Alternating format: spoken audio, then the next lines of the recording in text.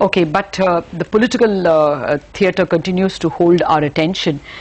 We've got, of course, over the weekend talks that the Congress is initiating merger talks with the TRS, which is, of course, the party in Andhra Pradesh that has stood for Telangana. As well, there are now clearer indications that the ties with the Trinamool Congress is snapped for good and replaced by perhaps a somewhat less steady support from the SP and the BSP from outside.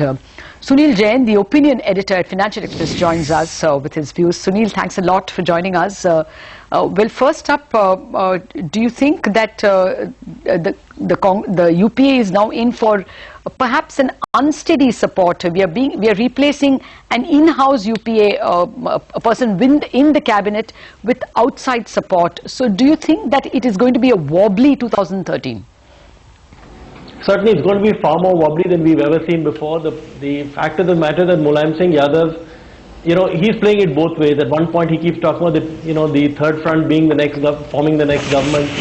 At the other, at the other side, he keeps talking about supporting the UPA. So it's going to be a very troublesome coalition.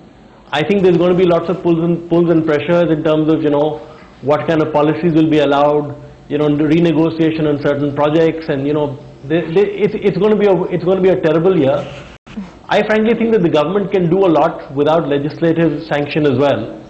But the thing is that for a government to be focused on reform, focused on, for example, as the finance ministry has said, giving out more Aadhaar-based payments, for example, or the Kelkar panel is talking about trying to monetize your land assets. Yeah. So for a government to be very focused, it can't be looking in one eye in the rearview mirror, which is really what's going to happen.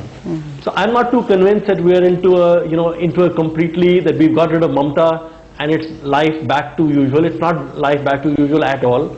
There's going to be a problem, and I don't know how it's going to pan out. I mean, we could have elections. I hope not, but I think we would do well to keep that in mind. That there is a possibility of an election, but I mean, maybe not stress on it right now, but certainly keep it in mind. Sunil, hi, good morning, good to see you in. Just looking at the glass half full, the UPA has now gotten rid of an ally that had restricted its decisions possibly more than what the opposition could.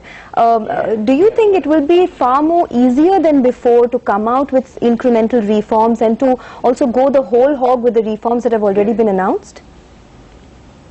Well, let's get it very clear. If you're talking about going the whole hog with reforms, all of us in the press, me included, we've written a lot about how Mamta stopped everything.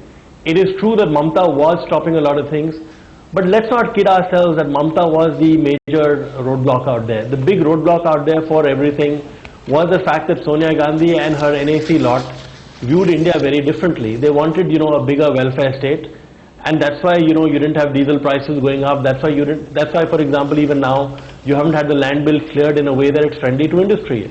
So I think the big change here is not that Mamta Banerjee has gone out. Mamta Banerjee gone out, to my mind, frankly, is sort of, cosmetic stuff. I think the big change and the reason why we've seen diesel price hike, we actually haven't seen any big reform so far, but the reason why we've seen a diesel price hike and a cap on LPG cylinders happening is because Sonia Gandhi suddenly realized that we are close to a downgrade. I think there have been some level of internal assessments done, electoral surveys and stuff like that, done for the Congress party, which show that they're in bad shape, and which makes sense. I don't think you could go to any electorate with a 10% inflation and a 5% GDP growth. So I think the fact that the Congress leadership is scared now is the turning point. It's not so much Mamta Banerjee. Mamta Banerjee is just an excuse, according to me. Will that fear